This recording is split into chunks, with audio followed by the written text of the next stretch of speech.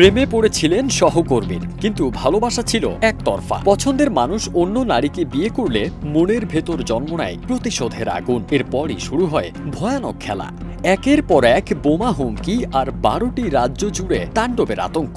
একটি দেশের গোটা নিরাপত্তা ব্যবস্থা নড়ে চড়ে উঠেছিল অনাকাঙ্ক্ষিত এই রহস্যময় ঘটনায়। প্রেম, প্রত্যাখ্যান আর প্রতিশোধের এক অন্ধকার তাণ্ডব, যেন প্রযুক্তিকে বুড়ো আঙুল দেখিয়ে স্বল্প দৈর্ঘ্যের কোনো থ্রিলার সিনেমার কাহিনী চলছে। ভুয়া ইমেইল আইডি খুলে পছন্দের মানুষের নাম ব্যবহার করে কখনো ভিপিএন, ভার্চুয়াল নাম্বার, এমনকি ডার্ক ওয়েবের মাধ্যমে ছড়াতে থাকেন বোমা হামলার হুমকি। প্রযুক্তিতে কৌশলী এই নারী চতুরতা মেনে কাজ করলেও করে ফেলেন বড্ড একটা ভুল, আর সেই ভুলেই ধরা খেয়ে যান তদন্তকারীদের হাতে।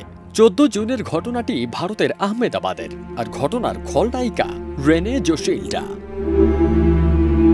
আহমেদাবাদ পুলিশের যুগ্ম পুলিশ কমিশনার শরদ সিংহল ভারতীয় সংবাদ সংস্থা পিটিআইকে জানান, এই নারী একরকম জোর করেই বিয়ে করতে চেয়েছিলেন দিভিজ প্রভাকরকে, কিন্তু রেনে জোশিল্ডার কাঙ্ক্ষিত সেই পুরুষ অন্য নারীকে বিয়ে করে ফেলায় ভেঙে পড়েন তিনি। আর এই ভাঙনের মাঝেই জন্ম নেয় প্রতিহিংসার বীজ।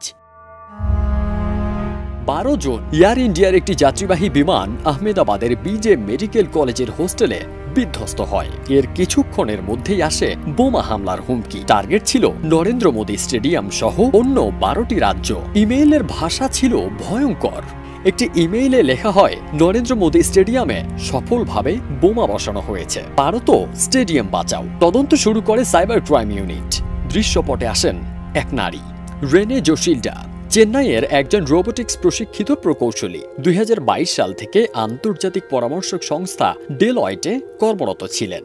সম্প্রতি তাকে চেন্নাইয়ের নিজ বাসা থেকে গ্রেপ্তার করা হয়েছে।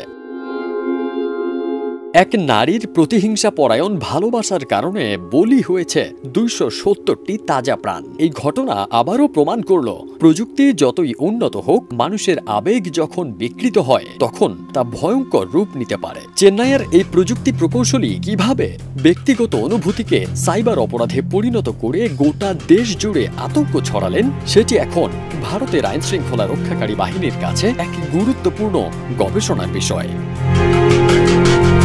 ফারদিন সানি, দেশ রূপান্তর।